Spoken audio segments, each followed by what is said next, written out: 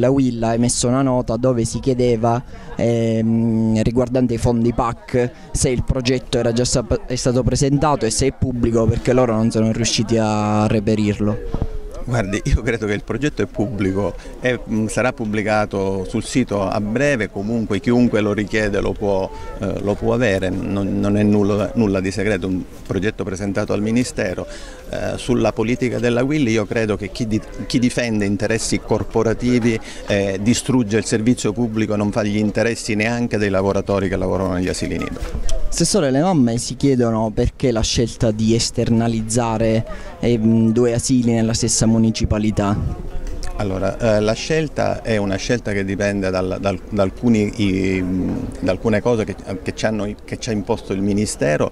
Noi volevamo un altro tipo di progetto PAC, noi avevamo proposto al Ministero un progetto che prevedesse la diffusione dei bambini nell'ambito di tutti gli asili nido. Ci è stato tecnicamente imposto da parte del Ministero che gli asili dovevano essere asili PAC, gli asili non sono esternalizzati perché la direzione rimane pubblica e c'è un'estensione solo del personale, dal personale ausiliario al personale diciamo, anche degli educatori. Sulla questione degli educatori io vorrei fare una premessa: noi daremo 24 posti di lavoro in più in una situazione di crisi economica. Gli operatori che arrivano sono operatori qualificati perché saranno personale laureato e nel rispetto dei bambini noi garantiremo un mese di cogestione tra gli educatori pubblici e gli educatori che subentrano, proprio perché parliamo di bambini che devono si devono adeguare e adattare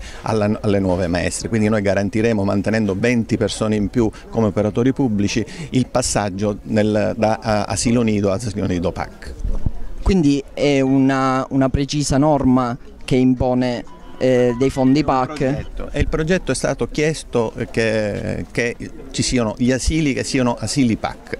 Non c'era un fondo di finanziamento sui bambini, ma era un fondo che imponeva che l'asilo fosse un asilo PAC con determinate caratteristiche.